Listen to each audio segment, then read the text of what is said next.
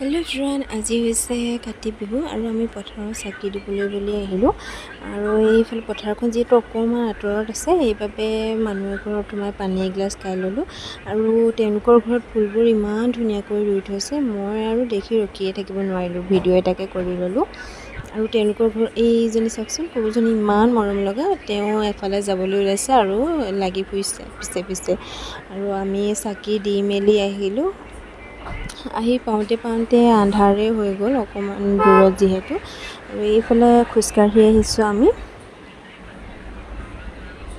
আহি পাই একদম খাই ল'লোঁ একাপ ধুনীয়াকৈ চাহ খাই চাকি যোগাৰ কৰিছোঁ। দেখিছে, ল'ৰায়ো একদম পূৰা ভাল পাইছে। আৰু এইফালে তুলসী তলত প্ৰথমতে চাকি দি ল'লোঁ, আৰু দিয়াৰ পিছত সকলোতে দি দিলোঁ এগছি চাকি। আৰু এই প্ৰসাদ।